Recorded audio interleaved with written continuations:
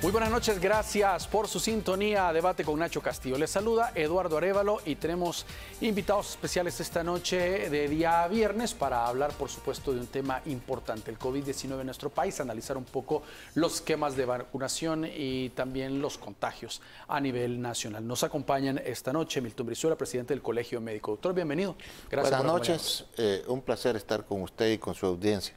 Muy bien, también está con nosotros Jorge Panameño, doctor infectólogo. Bienvenido, doctor. Muchas gracias. Qué gran gusto estar de nuevo con ustedes y poder compartir con la ciudadanía conceptos que van a venir a ayudar a hacer una lectura de la realidad del programa que vamos a tratar hoy. Muy bien. Y a ustedes vamos a saludar a quien hace posible este primer segmento de debate, la Central de Seguros y Fianzas, líder en fianzas. Los salvadoreños somos valientes. Somos solidarios. Juntos saldremos adelante. Como siempre, ánimo y a luchar. Protejamos a los que más amamos y caminemos juntos con fe. Comprometidos con el progreso de El Salvador. La Central de Seguros y Fianzas, su centro de confianza. Muy bien, doctor Brizuela, comencemos hablando sobre el ritmo de la vacunación. Comencemos con ese tema. ¿Cómo han visto? Y el presidente ponía un tuit un día de estos que decía que ya llegábamos a los 3 millones y han ido más o menos actualizando la información. Ha estado llegando también, nada menos ahora en la madrugada, otro cargamento, algunos comprados, otros donados específicamente. Ahí está el dato actualizado, por lo menos la última actualización que han puesto las autoridades. Ya el total es de 6.827.005. Claro, estas no son personas, sino son dosis aplicadas, que a veces la gente se confunde un poco con eso. Con segunda dosis, que es la parte inferior, que ya decíamos, 3.036.403. ¿Cómo evalúa ese ritmo? Bueno, nosotros siempre hemos sido, digamos, esa conciencia crítica que necesita una democracia, con una visión eminentemente técnica y, digamos, hemos visto con buenos ojos el hecho de que el país haya tenido acceso a una buena cantidad de vacunas que ha conllevado a que se tenga este ritmo de vacunación. Se nos hace muchas veces difícil, digamos, dar una opinión objetiva, ya que la información no fluye como nosotros quisiéramos que fluyera, porque el conocer X cantidad de vacunas nos sirve, pero serviría más saber cuál es el grupo etario y cómo está vacunado cada grupo etario, la región geográfica donde hay más vacunados o menos personas vacunadas. Esos datos nos servirían porque también eso orientaría a las autoridades a tomar decisiones hacia dónde tienen que dar más refuerzo para el programa de vacunación. Nosotros siempre lo hemos dicho, el personal de salud del Ministerio de Salud tiene una gran experiencia en el tema de vacunación. A través de la historia, las vacunas han salvado millones de vidas y El Salvador tiene una gran experiencia en eso y su recurso humano lo ha demostrado con las vacunaciones de otro tipo de enfermedades y ahora con la vacunación del COVID. Lo vemos como algo positivo. Sí quisiéramos tener todos esos detalles, porque ya llega el momento de saber quiénes no se han querido vacunar y por qué no se han querido vacunar, cómo hacer una verdadera campaña de educación en salud para aclarar las dudas que puedan tener estas personas que no quieren vacunarse y enfocarnos en convencerlos de que la vacunación es una estrategia de salud pública que nos puede venir a ayudar a controlar esta pandemia que todavía no está controlada. Muy bien, doctor Panameño, según las estadísticas, agosto cerró con 285 fallecidos, 8.866 contagios. Y la pregunta, por cierto, el segundo más fuerte de la pandemia según las estadísticas. Los contagios en lo que vamos de septiembre o en las últimas semanas, pues es que van con una tendencia al alza o a la baja o se están estabilizando. ¿Cómo se puede interpretar? Bueno, eso depende. Y me gustaría hacer un comentario de las vacunas. Por favor. ¿Verdad? Pero para no perder, que se me olvide, eso depende de qué óptica lo ve. Si lo ve de la óptica de las estadísticas oficiales, en donde nos decían hace 1 o 2 semanas que que incluso había tendencia a la disminución y que pues eso no se explicaría según se había venido presentando desde el punto de vista de esas estadísticas. Pero yo, como lo he expresado tantas veces en los meses anteriores, ahora me informo en fuentes internacionales, ¿verdad? Y desde el punto de vista de lo que se publica en la página Nuestro Mundo en Datos, que es cuyo principal organizador es la Universidad de Oxford en el Reino Unido, pero que hay muchas universidades involucradas en la génesis de estos datos, y en donde, entre otras cosas, se aplican modelos matemáticos porque hay cosas que no concuerdan, como por ejemplo la letalidad. Se acaba de establecer en estudios hechos por la revista El Economista, que solo en el tema de letalidad hay un registro del 875% en las cifras oficiales que nos presentan. Entonces yo voy a hablar desde el punto de vista, y cualquiera puede, mientras se pueda en este país, cualquiera puede accesar al sitio web, Our World in Data, que traduce como Nuestro Mundo en Datos, y ahí van a poder ver que en este momento nos encontramos en una fase de aceleración que comenzó hace meses. Comenzó desde junio, cuando nosotros lo fuimos y lo comentamos. En este momento, una fase de aceleración, incluso ya es posible con estos modelos calcular el número de camas y de recursos en cuidados intensivos que van a necesitar y otras cosas, pero estamos en una situación en la que para todos los fines prácticos hay mucho riesgo de adquirir la infección en la comunidad. Y eso se está traduciendo en el drama humano que ahora se vive en las instalaciones que funcionan en la Feria Internacional. ¿Hay saturación en el Hospital de El Salvador? Mire, no lo digo yo. Ayer salió en las redes y en uno de los medios escritos más importantes, testimonios de personal que está trabajando ahí, y entonces lo que describen es una tragedia humana, un caos.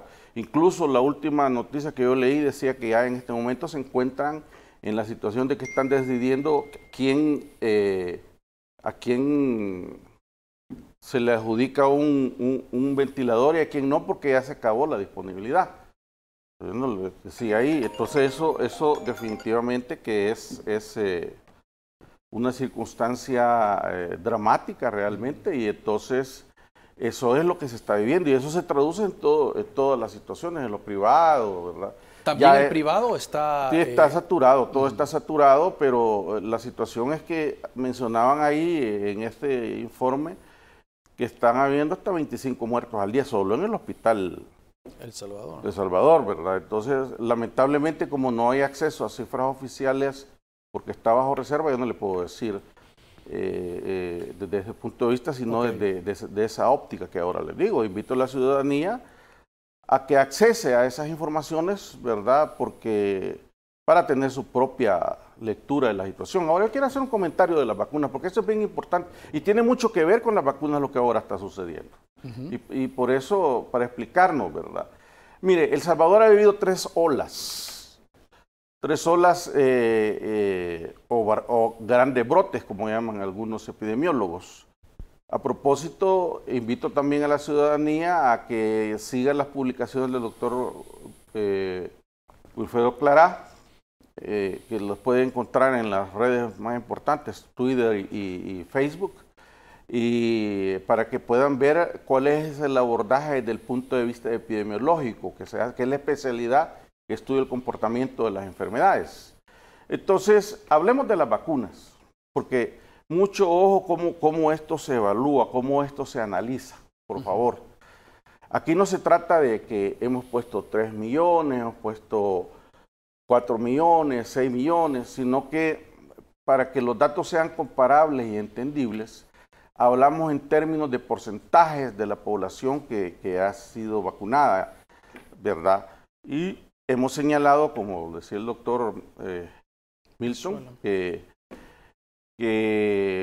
la velocidad, la forma en que se ha estado vacunando es buena, bastante buena, e incluso supera a países como Nueva Zelanda y Taiwán. Allá Canadá ya superó esa situación. Pero, ¿qué es lo que se debe analizar? Analizar, porque este punto tiene que estarse analizando semana con semana. Debe analizarse el impacto que está teniendo esta medida desde el punto de vista de salud pública y sobre todo las consecuencias de la pandemia en el país. Cuando las vacunas llegan al mundo y se comienza a vacunar en diciembre del año pasado, los que trabajamos en el campo de las enfermedades infecciosas vimos abierta una luz al final del túnel, encendida, y creímos que se iba a lograr inmunidad de rebaño, a través de esto íbamos a contener la pandemia. Ese fue el primer objetivo de la vacunación. Y luego venían como objetivos adicionales disminuir la hospitalización y disminuir la mortalidad. Al cabo de varios meses enfrentamos la realidad que nos impone la emergencia de variantes genéticas del virus. Esta realidad se puede traducir principalmente en que la inmunidad de grupo, la inmunidad colectiva, o lo que llamamos la muralla inmunológica, es en este momento con las vacunas que tenemos imposible de obtener. ¿Por qué? Por las variantes, porque la vacuna nos ayuda recuerden, estas son vacunas de primera generación, preparadas con la cepa Wuhan, o llamada también cepa original. En ningún momento nadie visualizó y esperó el fenómeno de las variantes. La mutagenicidad del virus es la causa. El virus muta tanto que las defensas que se generan con las vacunas que utilizamos en algún momento pierden su eficacia. Y eso es algo que ya conocíamos, el modelo de la influenza, ¿verdad? Entonces, no significa un desastre, significa simplemente que hay que cambiar la estrategia y entender, al igual que entendimos hace décadas, muchas décadas, con la vacuna contra la influenza, que no vamos a poder lograr una inmunización, entendiendo la inmunidad como la absoluta protección en contra de la infección y sus consecuencias del virus o agente que se busque hacer. Muy pocas enfermedades de las que ahora se llaman inmunoprevenibles tienen esta característica, pero la principal de ellas es la influenza. Y la razón de eso es que la influenza muta. Muta, cuando hace mutaciones menores, eso origina la influenza estacional. Cuando hace mutaciones mayores, origina las grandes pandemias. No voy a involucrar mucho en eso, no, porque tenemos tiempo limitado, pero el hecho... Vamos a hacer una pausa, doctor, y regresamos hablando sobre este tema. Ya regresamos. Muy bien, gracias por continuar con nosotros.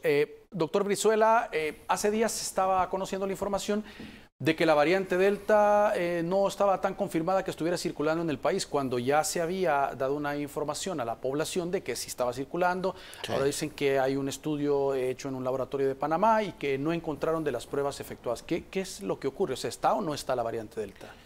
Bueno, nosotros y los colegas expertos en el tema lo habían advertido desde hace meses, que habían sospechas por la presentación clínica de los cuadros, habían sospechas de que las variantes andaban circulando dentro de nuestro país por varios factores, ¿verdad? Primero, por el flujo migratorio que nosotros tenemos, en el área centroamericana, en Guatemala, Honduras, estaban comprobados casos. En la región, en los sitios donde los compatriotas que viven en Estados Unidos más frecuentemente viajen, también está circulando este tipo de variantes. Entonces, por la presentación clínica también se sospechaba que el virus ha estado circulando en el país desde hace meses. Lo que sucedió es que del Ministerio de Salud salieron anunciando que la habían comprobado y que habían enviado unas pruebas a un laboratorio de un instituto de investigación en Panamá. Y ellos desmintieron de que hayan encontrado positivas pruebas a variante Delta. Yo creo que, según lo que yo he escuchado de nuestros colegas en el observatorio médico que tiene el Colegio Médico, es que la variante sí está circulando dentro de nuestro país. No se está haciendo regularmente esa prueba molecular para poderla detectar y saber en qué sitios es en qué sitios de la comunidad donde está circulando más. Pero, como ya lo mencionaba el doctor panameño, a pesar de que tenemos un buen ritmo de vacunación, que se está llegando a lo que se pensaba, la cantidad que iba a servir para dar esa inmunidad de grupo o de rebaño, la cantidad de casos que se están presentando son bastantes, estamos en una curva de aceleración de casos y eso lo que nos traduce es que sí, la variante está circulando en nuestro país y desgraciadamente no tenemos control de la situación en este momento. Muy bien. Doctor panameño, retomando el tema que hablábamos en el bloque anterior, por ejemplo, la variante MU, descubierta en Sudamérica, pues veíamos que decía, mire, es más contagiosa, decía, menos letal, pero las vacunas, decía ese informe, son menos efectivas para esta variante. No son menos efectivas. No es efectiva. Son absolutamente inefectivas en contra de esa variante. Y hay otra descrita en Sudáfrica también, que recientemente, pero el punto que quiero señalar, porque aquí no se trata de que, como algunos han dicho, que estamos en contra de las vacunas, todo lo contrario.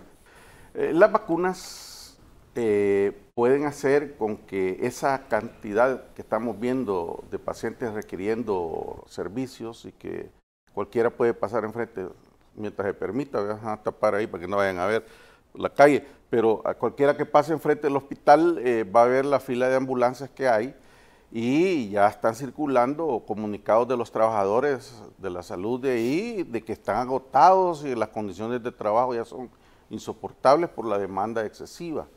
Efecto, entre otras cosas, de un error de planificación que centraliza la atención de este problema, que nunca debe ser dado. Pero lo que quiero yo enfatizar en este momento y en estos valiosos minutos, decirles que las vacunas, si bien es cierto, no van a generar la inmunidad de grupo que es esencial, era una de las estrategias esenciales para parar la pandemia, pero sí tiene un efecto funcional de aplanar la curva.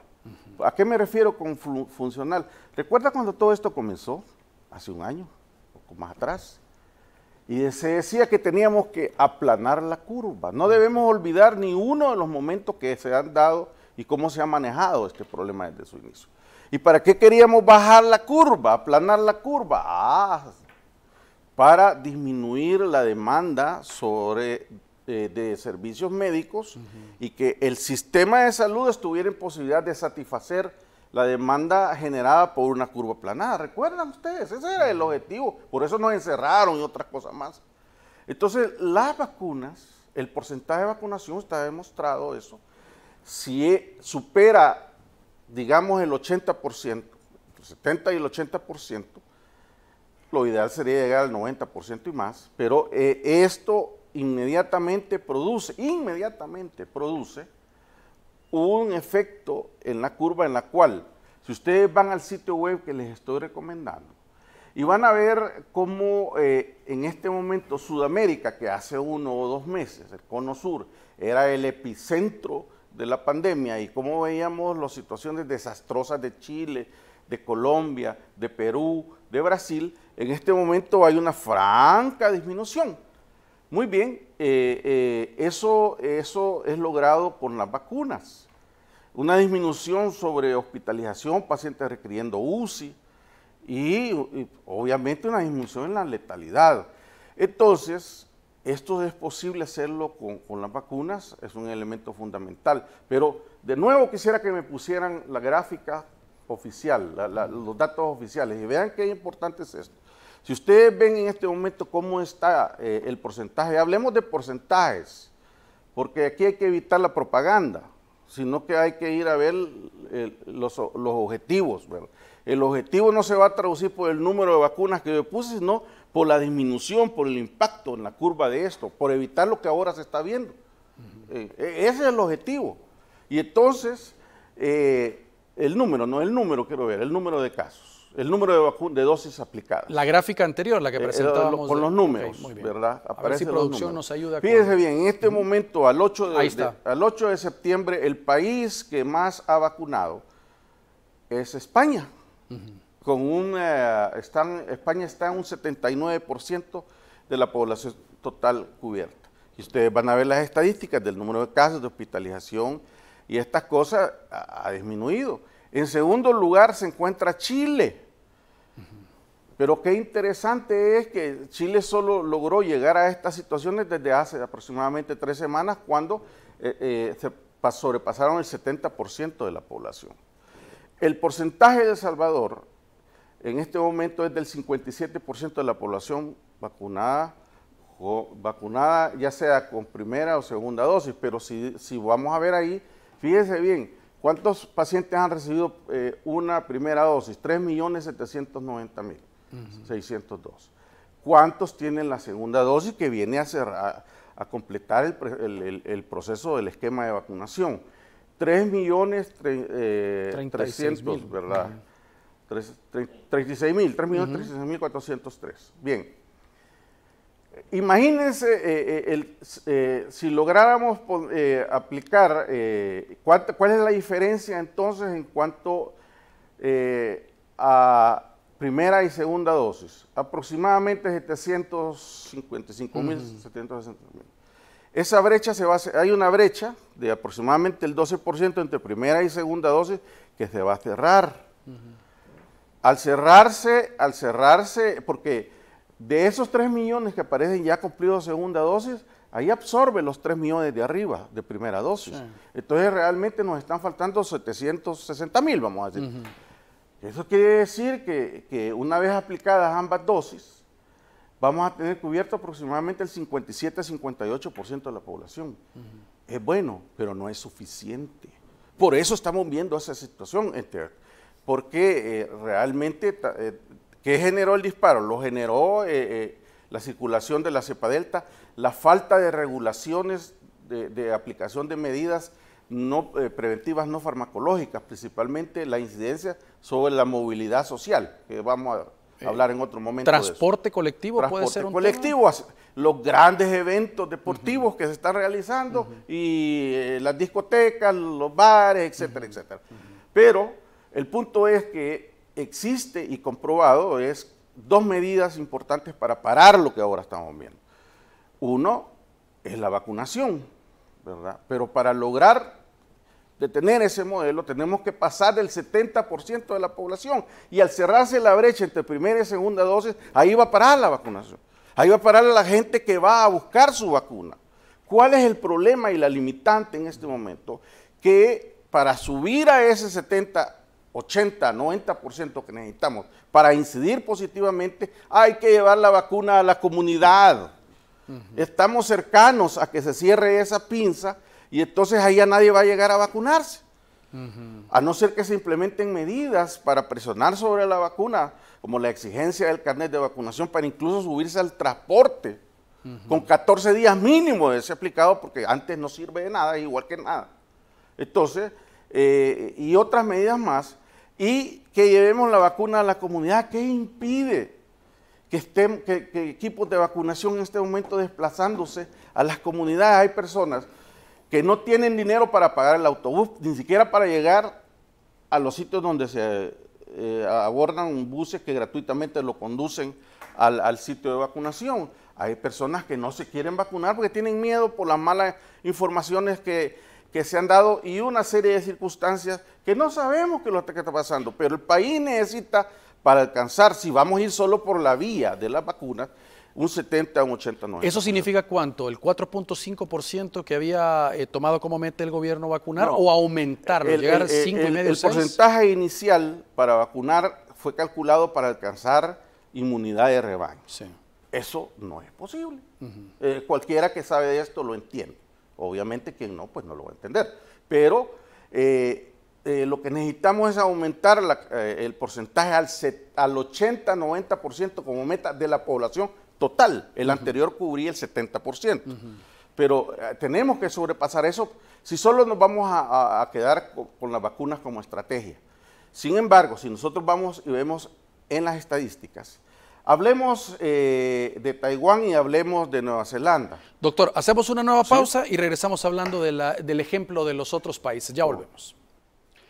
Bueno, doctor Vizuela, recientemente la OMS dijo que no era bien visto que se estuviera hablando de una tercera vacuna cuando hay países que su porcentaje de vacunación se quedaba en una dosis o era demasiado bajo como para estar diciendo una tercera vacuna para inmunizar a la población. ¿Cómo ve esa postura? Bueno, nosotros siempre lo hemos dicho, realmente los esquemas de vacunación se han aprobado en una situación de emergencia. Entonces, todavía cuando se decidió iniciar la vacunación no se tenía claro cuánto era el tiempo de inmunidad que se adquiría con este tipo de vacunas. Es evidente, ¿verdad?, que lo que quisiéramos es que todos los países del mundo tuvieran la factibilidad de obtener la cantidad de vacunas necesarias para inmunizar a su población. Y eso es algo que en nuestro caso, que trabajamos en el ámbito gremial, lo hemos hablado permanentemente con nuestros colegas de toda Latinoamérica. Durante el desarrollo de la pandemia, países con más dificultades para conseguir las vacunas han tenido contacto con nosotros y en algún momento hasta intentamos hacer un esfuerzo desde el colegio médico para comprar vacunas y poder vacunar a nuestros colegas y nuestra familia. En eso concordamos con lo que dice OMS, sí quisiéramos que todos los pueblos tuvieran acceso a la vacunación. Ya hay una iniciativa de los colegas del Colegio Médico de España de que se liberaran las patentes del tema de vacunas para que esto pudiera tener acceso a ser producido en otros países y que pudiera facilitar que llegara a la mayor cantidad posible. Eso sí, ¿verdad?, que hay que analizar, yo creo que el doctor panameño nos puede ampliar con el tema de cuánto es la inmunidad o el tiempo que protege la inmunidad que se quiere a la hora que nos vacunamos y científicamente creo que va a ser necesario sí ponernos esa tercera dosis. Muy bien. Doctor panameño, digamos, ir a una estrategia a buscar a la gente que ha decidido no vacunarse, sino ir a las comunidades, ir casa por casa, unidades de salud y masificar esto y llevarlo hacia la ciudadanía, es una estrategia importante si se combina con estadísticas, es decir, conocer qué grupo de población es la que no se ha querido vacunar, incluso saber por qué este sector de la población ha decidido no acudir y hacerlo. Sí, es decir, estamos peleando una guerra. Tiene que entenderse que la pandemia es un enemigo común para todos. Aquí no hay nadie que sea inmune. Absolutamente, lo único que se necesita es respirar aire y vivir de oxígeno para ser susceptible a la enfermedad. Entonces, para pelear una guerra hay que tener una estrategia. Bueno, así fui entrenado en lo que yo practico como profesión.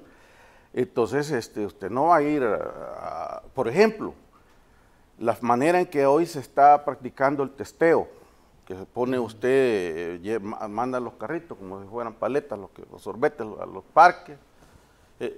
La OMS ya hace meses dijo que ese tipo de estrategia no es apropiada, es desperdiciar recursos que son difíciles de obtener. ¿Cómo es que se debe hacer la vigilancia? La estrategia apropiada es que en los centros de salud donde están llegando los pacientes infectados, donde vamos con certeza a captar al que realmente está positivo, ahí es donde deben estarse realizando la vigilancia centinela. Y entonces, ¿para qué sirve? Que una vez que identificamos ahí, nos permite, en primer lugar, ir y buscar los nexos y contactos, que sirve para determinar y seguir cómo se está expandiendo la pandemia en la comunidad. En segundo lugar, elaborar mapas epidemiológicos que nos van a ayudar entonces a tomar las decisiones sobre las otras medidas, que es lo que quiero entrar. Y entonces esto debe practicarse en el estado del arte, se llama en medicina. La evolución de esta enfermedad, de esta crisis, con toda la arista que tiene, debe irse siguiendo semana con semana para ir actualizando la lucha que tenemos contra la pandemia. Entonces, este tema no es primera vez y El Salvador ya acabó con el sarampión acá casi. El sarampión que tiene un índice de R0 como de 14 o 18, creo. O sea, un solo paciente puede contagiar a 18. Y acabamos con eso acá. ¿Y cómo acabamos? De la misma manera que deberíamos acabar con este problema y usar las vacunas con esto, siempre y cuando esté dirigido por expertos y gente de experiencia. Ojo, que muchos pueden tener más de 60 años, ¿verdad? En el conocimiento de estas cosas. Entonces, el asunto es que existe ya una metodología desarrollada para cómo hacer las cosas, que no hay que andar inventando nada. Solo seguir esas guías, ¿verdad? Yo, y una vez más, animo a que hoy día, afortunadamente, dos de las grandes deficiencias del abordaje en El Salvador de la pandemia ha sido la casi absoluta falta de epidemiólogos que se presenta. Este es el equipo de epidemiología, este es el equipo de salubristas, y así está conformado el equipo de expertos que está tomando las decisiones para que vean cómo es que esto se debe hacer. Si esto es algo, no me lo estoy inventando, era estudiante yo en la década de los 80 cuando participaba de las jornadas de vacunación y íbamos casa por casa los promotores, pero bueno, el punto es que quiero hacer ver que existen otras medidas complementarias a la vacunación que pueden hacer con que obtengamos los frutos, por ejemplo, se están obteniendo en Taiwán y Nueva Zelanda. Fíjense, dos cosas interesantes. Estas dos naciones que comparten en común, que son islas, están muy por debajo del porcentaje. El Salvador al día 8 tenía un 57% de la población vacunada o en vías de vacunarse, ya de completar la vacunación, con una dosis por lo menos. Taiwán y Nueva Zelanda pasan un poco el 30%, entre el 20 y el 30%, pero si usted va a ver las cifras de mortalidad y de hospitalización, bueno, Nueva Zelanda está a 0 casos en este momento. Y eso significa que Nueva Zelanda, por ejemplo, no le da importancia a la vacunación de ninguna manera. Ayer ustedes podían en las noticias ver cómo España está enviando un lote de vacunas Pfizer a Nueva Zelanda, porque van a continuar, pero existen las medidas complementarias que si las adicionáramos a la vacunación, hoy día eso que estamos viendo en las instalaciones que funcionan en la feria, en la antigua Feria Internacional, no estaría dándose. ¿Y a qué me refiero? A las medidas preventivas no farmacológicas, que son varias. No estoy hablando de que nos van a encerrar y que nos encierren. Por favor, entiéndame lo que estoy diciendo. Esto son varias y varían en su intensidad, en su profundidad. Y la primera de ellas se llama restricciones a la movilidad. ¿Y a qué se refiere eso? No espectáculos de ningún tipo, artísticos, deportivos, que vengan y congreguen 35,000 personas, 30,000 personas, porque eso es lo que estamos cosechando ahorita. Y falta todavía 2 o 3 semanas en esta situación. Y lo que hemos mencionado, el transporte público, por cierto que dicen que estos buses que están transportando, microbuses, están transportando personas de ciertas áreas a los centros de vacunación, había que ir a ver cómo van, ¿verdad? Y luego el tema de discotecas, restaurantes. La primera medida era la que se tomó en una ley transitoria que nadie ha cumplido, por cierto, ¿verdad? Que fue hace un mes aproximadamente, dictaminada por la Asamblea Legislada, valga la redundancia, pero esto es disminuir, evitar situaciones de estas y como medida complementaria exigir el carnet de vacunación para poder accesar a estas cosas y limitar el aforo, una serie de situaciones que eso es ampliamente conocido. Doctor, ¿y en el sector privado también se puede hacer? O sea, sería una buena ayuda que el sector, empresas privadas pudieran decir, mire, yo también a mi personal le voy a casi obligar a que lo pueda hacer. Es que, mira, para que pueda estar acá. Lo que pasa es que también debe haber un respaldo legal, sí, claro, pero aquí ya no estamos en el punto de que si yo soy voluntario, no, mira lo que está pasando ahora. Entonces esto tiene que ser por vía legislación, no hay duda al respecto, ¿verdad? Entonces, por otro lado, y esto se va vigilando semana con semana y se van tomando las medidas que pueden llegar incluso a los grandes encierros. No fueron nunca cuarentenas, ni se llaman así.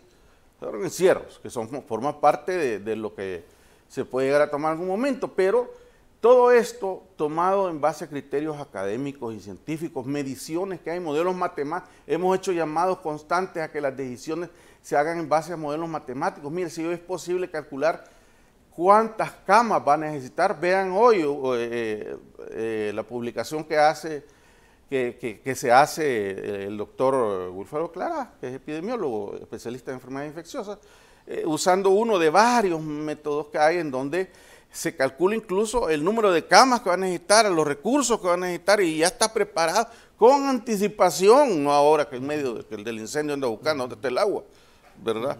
Entonces, esa es la realidad. El plan la velocidad de vacunación, el volumen de vacunación ha sido bueno, pero no es suficiente. Y debemos combinar otro tipo de medidas para lograr controlar este problema, si no las semanas que vienen va a ser una situación complicada. Muy bien, tenemos que hacer la última pausa del programa, ya regresamos. Muy bien, gracias por continuar con nosotros. Vamos a hablar, doctor Brizuela, en el caso, digamos, de las personas que se han puesto una de las dosis, que dicen, no, ya es suficiente, me dio un poco de calentura, me sentí un poco mal, entonces mejor prefiero, ya algo me va a hacer, ¿verdad? O es como la gente que comienza el tratamiento y ya se siente bien y ya no lo termina. Es importante que las autoridades pues puedan dar seguimiento a este tipo de pacientes, ya no digamos a los que no, para hacer conciencia como parte de una campaña, como otra forma de estrategia, para ir a buscar a esta gente para que concluya el tratamiento. Bueno, nosotros siempre hemos creído que la educación en salud es un tema importantísimo en el país. Creemos que no se ha desarrollado suficientemente. Por eso decíamos que había que indagar cuál es la causa, como una persona decide no llegar a vacunarse o una persona se pone la primera dosis y no continúa su esquema de vacunación. Es evidente que esta persona no va a adquirir la inmunidad que puede ofrecer la vacunación, ya que solo los que completan su esquema pueden obtener esa posibilidad de tener esa inmunidad. Nosotros, de hecho, el Colegio Médico, en conjunto con otras organizaciones, no sé si la están desarrollando ya en este momento, una encuesta con la Universidad Francisco Gavidia, FUSADES y otras organizaciones más, para conocer la realidad de la vacunación en todo, y se iba a tirar la encuesta a nivel nacional, para saber la realidad de por qué la gente no quiere vacunarse, en dónde hay que enfocar este tema de la educación en salud, y algo que es sumamente importante. Mucha de la población, porque lo hemos visto en las aglomeraciones que se han presentado, muchas de estas personas, porque están vacunados, piensan que están completamente protegidos y ya no usan mascarilla, ni ningún otro tipo de medidas. Entonces, creo que la población, nadie le ha explicado que en este momento la vacuna no previene ese tipo de variantes, que ya lo explicó muy bien el doctor panameño ahora, y que está propenso a poder sufrir la enfermedad, a que esta enfermedad se presente de una forma grave y que se pueda complicar su salud.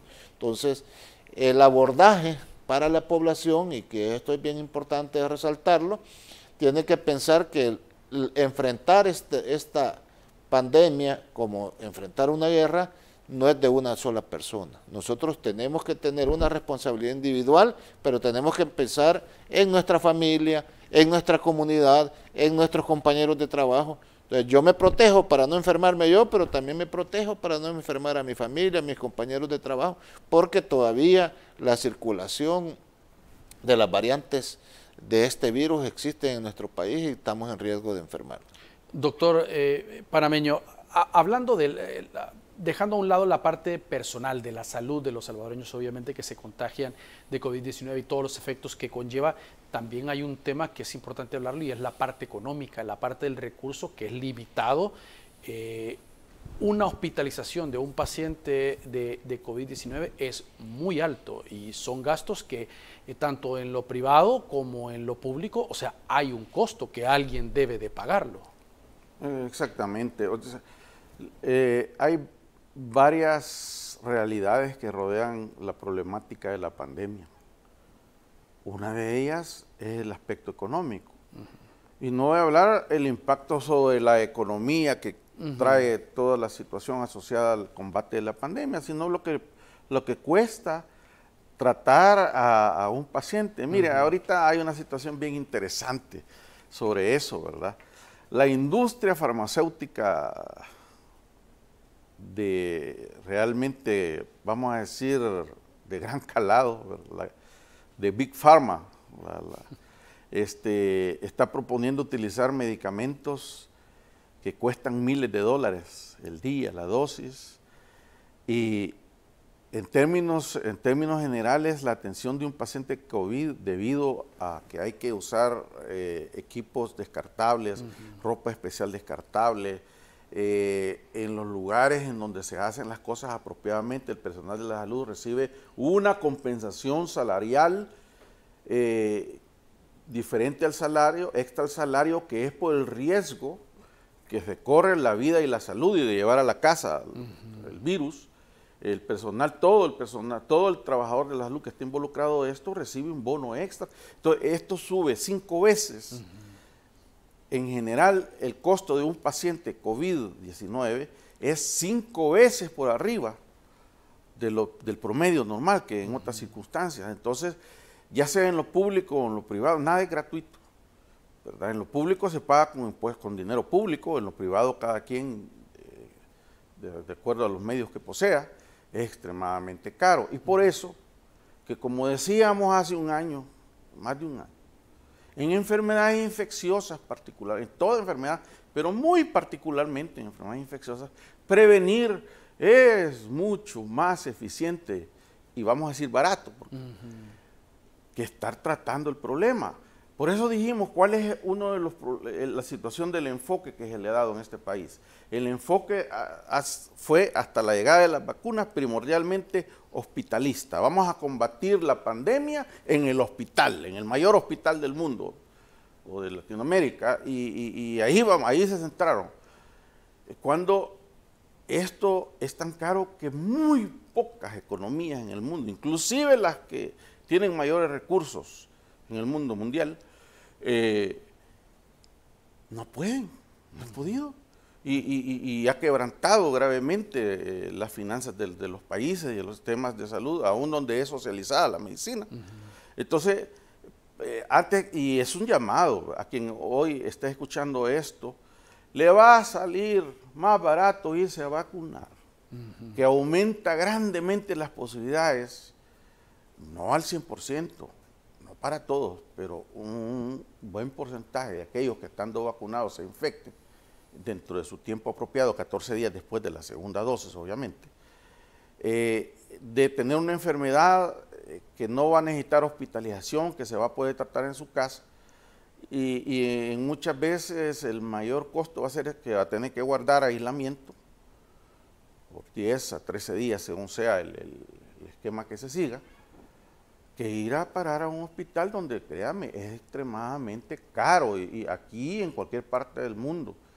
Y entonces, razón por la cual, desde siempre, la medida fundamental ha sido bajo el principio de que es mejor prevenir que tratarlo. Por esto que estamos hablando es caro, en todas partes es caro. Recuerde que el personal de salud que le va a atender arriesga su vida. Si no está apropiadamente protegido y cuenta con el equipamiento, y además que tenga que tener un personal que está cansado, que está fatigado, agotado, es alguien que tiende a cometer errores. Somos humanos, nos cansamos.